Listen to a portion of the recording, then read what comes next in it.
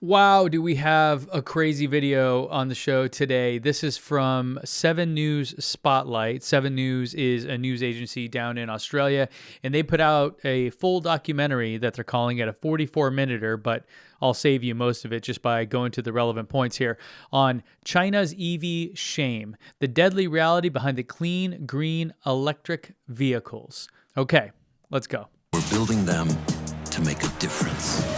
But the truth of electric vehicles makes a mockery of their sales pitch. To protect our children's future. Environmental devastation. Our workers are dying for electric cars. Wow. So the production here is insane and over the top. And yes, of course, there are some fair criticisms of electric vehicles and this whole transition.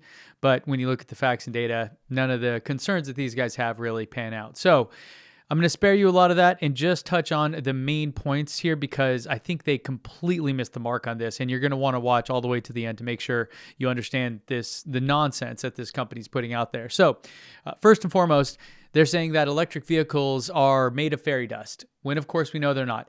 Everything requires energy. Doesn't matter what it is. It could be your mug. It could be this microphone. Anything requires something. You can't make nothing from nothing, right? And so with that, electric vehicles happen to be the most efficient in terms of energy and transportation. It's not even a question. Just look at the physics of it, look at the data behind it. We know that an electric motor is far more efficient than an internal combustion engine. That's why we should really focus on, yes, these things require materials and create CO2, but if you look at the overall life cycle of them, you'll see the truth. When most Australians think of Indonesia, this is the picture that fits. Gorgeous sunset, beautiful landscapes, great vistas, natural, tropical, environmental paradise. Well, that's what the Indonesian government wants you to think anyway.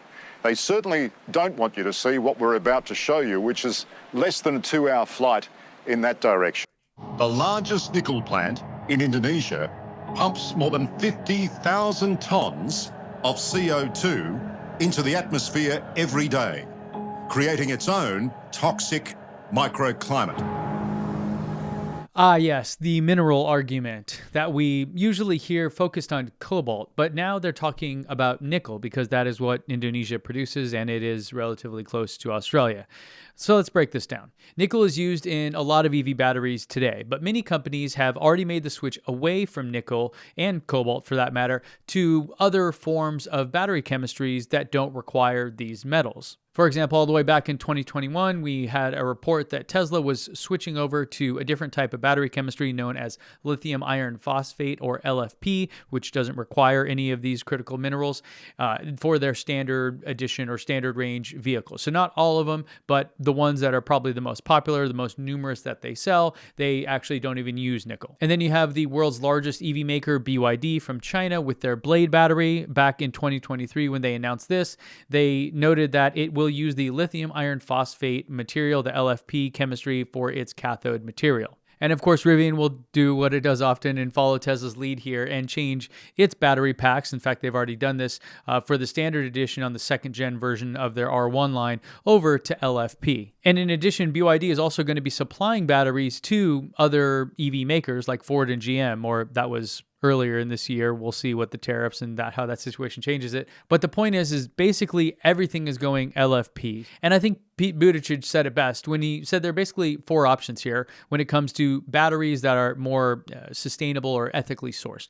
One is a world without batteries. I think that ship has sailed. The second one is batteries that are ethically sourced, and we have a chain that actually shows where the materials come from. And many companies put out reports on that exact topic already. Then you have batteries that are recycled and don't use nearly as much. And 4 is batteries that don't use any of these materials at all. And that is the one that the industry is already moving quickly towards.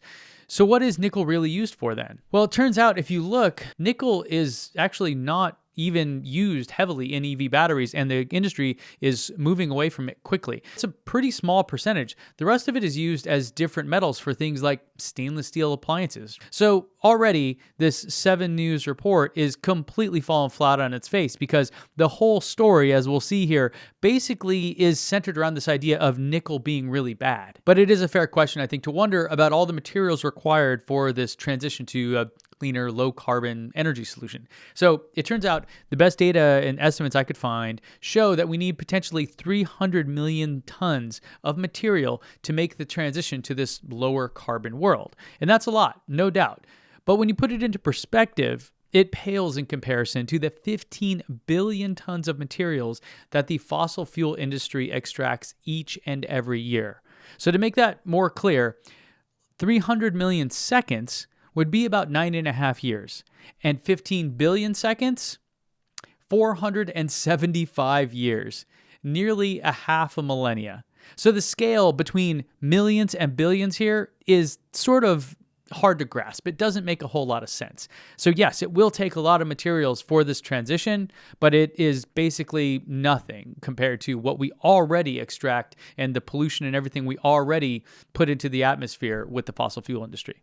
One of Morowali's Chinese-owned nickel smelters explodes catastrophically.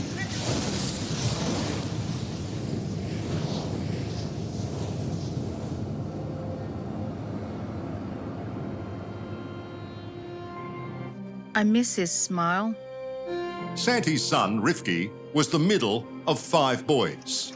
This is tragic, no doubt. But of course, accidents in mining and smelting facilities isn't unique to any one region or industry. Let's not forget about Deepwater Horizon here in the United States, or the countless examples of this from the oil industry and many others out there in the recent years. So yes, this is sad, but we have to remember and kind of zoom out why they're actually using this in this documentary here. It's because it's so emotionally charged. Anyone with kids or anyone in a situation like this, it really just pulls at all your worst, deepest fears. And that right there is what they will use, because it creates a vulnerable state in your mind. And then they're going to feed you some misinformation that just isn't true to try to convince you of their propaganda here, essentially. It's absolutely horrific what's happening to the uncontacted Hungana Manyawa people. The Chinese nickel many are using isn't only ruining livelihoods, health, and the environment in Indonesia, it's also risking potential genocide. Now, I thought that bit was interesting, and so I wanted to go research more about this deforestation thing, and that's where today's sponsor, Ground News, came to the rescue. Ground News is a news aggregator and provides you with more context to understand the true story of what's happening and kind of take away some of the spin that different news outlets put on the actual story. So, for example, the story I found here about this deforestation, when I was trying to see what was the truth behind their claim on that 7 News broadcast, was not at all about the nickel mines. It was about a Belgian company that is growing sugarcane for bioethanol, rice, and other crops, displacing indigenous groups who rely on the land to survive. And on the interface here, you can see the actual coverage detail with the total number of news sources listed, their political leaning, and a bias distribution.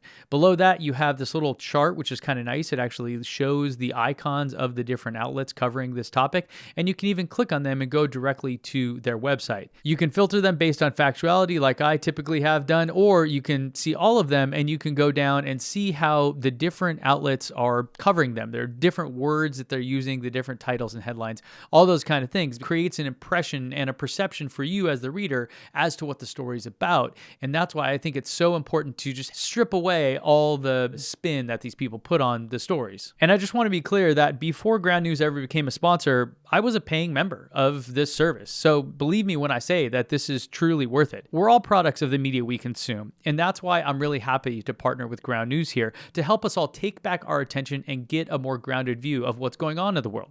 So join me and millions of other people using Ground News each day by signing up at ground.news/Sullins or by scanning the QR code on the screen right now for a better way to stay informed. And for being a lovely viewer today, they are going to give you an additional 40% off unlimited access of worldwide coverage through my link today. That's the same plan that I have, so I truly recommend it. it. Thanks to Ground News for sponsoring this video. Now let's get back to the topic. Again, this is just more of this emotional abuse that they're trying to put their viewers through. It's really quite sad that they've had to stoop to such levels here because, of course, yes, deforestation is a real issue, but as we learned by using Ground News, that the main issue there isn't related to nickel production whatsoever. It's related to bioethanol and rice and other crops. I mean, agriculture, even things like beef require tons of land use, which, yes, do have devastating impacts here. And we should absolutely work to avoid, the especially in this case, like these indigenous people. Yes, of course, these are real issues, but they're really framing it in a way that it blames it on the EV industry. And let's not forget that the nickel produced in Indonesia is barely used in electric vehicle batteries. Yeah, there's a thing called dirty nickel, and it's because there are different classes of purity, essentially. So when it actually becomes what you would think of as nickel, like a hunk of metal, there are different levels of purity, and the different levels mean that it's applicable or suitable for different use cases. EVs require class 1. And it turns out that Indonesia barely produces class 1 because there's some extra steps that they have to take to get there. And that is really the crux of why this is such a blatant misinformation propaganda piece here by this major news outlet. They're really trusted by a lot of people in Australia. It's kind of sad because the whole crux of the argument is that all these issues are related to nickel. We know that they're not. And also, the nickel in Indonesia isn't even used in EV batteries, or not in any specific or any significant quantity. Reading from an article from the Brookings Institute back in 2022, they laid it out pretty simply. They say Indonesia, which is the world's largest nickel miner, is making moves to become a key player in the electric vehicle supply chain. We'll get to that in a second. Most of Indonesia's nickel output is currently class 2 nickel, a low purity type used for stainless steel. That nice new fridge you have in your kitchen there is basically coming from this source. Now, the country's government and the mining sector are determined to transform its nickel industry to meeting the rising demand for class 1 nickel, a crucial component for electric vehicle batteries. And so if we look at the actual electric vehicle supply chain and the minerals needed and where they come from, we can see that Indonesia is listed here. And when it comes to nickel, we see the nickel reserves at 21%, which are the highest. And then we see the nickel production of, it's blank. Right. Basically, Indonesia doesn't produce the nickel used in EV batteries in any substantial amount. Any significant amount of nickel coming from Indonesia has nothing to do with electric vehicle batteries, according to all the data that I was able to find here. And yes, all my sources are listed in the description of this and every other video. So the whole premise of this entire emotional abuse that they're putting these people through is all for nothing. It is all a complete lie. I can't believe that this passed. They must have some serious motivation beyond finding the truth and being a journalist than what they're trying to do here. The Energy Minister, Chris Bowen, has chosen a friendly crowd to announce a total of $100 million worth of taxpayer-funded government handouts for businesses buying EVs. Minister, the batteries in most of these vehicles here today coming out of China are using dirty nickel from Indonesia, funded largely by massive Chinese investment. Are you concerned about that? Well, I'm going to stop you right there. That is a blatant lie. Unless you have a better source than all the ones that I've been able to find here, the dirty nickel, the reason it's called dirty isn't because of how it's produced. It's because of the actual purity of the material. Yeah. There is so much wrong with what these guys are doing here, and they really should do a retraction on this whole giant documentary, if you want to call it that. But it's not happening, Agreed. Minister, it's not happening. well, with respect, it is happening. With respect, Minister, it isn't happening. In a word, Australia's once thriving nickel industry is dead in the ground. There it is. That local bias pandering to their base. So again, this is the red herring type argument, right? Where these news outlets in this case, which act or seemingly act as propaganda pieces for some political party, come with this deeply emotional story to try to lull people in and really just make them the most vulnerable state they can possibly be in, and then hit them with something like, this is destroying jobs in our community. And then where does it go? Doesn't it make a mockery of this memorandum of understanding that it's signed with our federal government? Well, the Chinese people have a government which ruthlessly stands up for their interests. We need an Australian government that ruthlessly stands up for ours. Yes, the Chinese people and their government are doing so much better than us down here in Australia. We need a government just like theirs, with a strong leader that can do anything. Wait a minute. Is he actually advocating for communism and a dictator? I think that's what he's trying to say. But I'm guessing that the people that watched this and really enjoyed it, liked this piece and liked this news outlet, didn't connect those dots. They probably missed the part where they're advocating for a dictator and communism.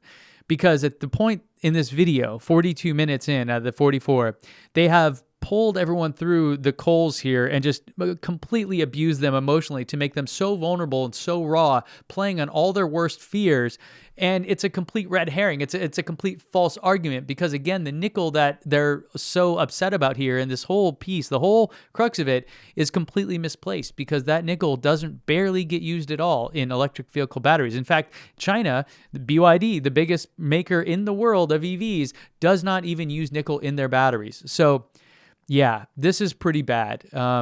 It's about as bad as I've seen from a propaganda piece, especially from a major news network. There are many more out there, of course, and if you want to help support data-driven journalism like I'm doing here, you can become a member. I like to chat with members. In fact, that's where this video came from. There's a join button down below, as well as you can submit stories you find like this using my FUD submission form. That's fear, uncertainty, and doubt down in the description as well, just below the like button. And otherwise, guys, let me know what you think in the comments here because this is pure insanity. Thanks for watching, and I'll see you back here next time.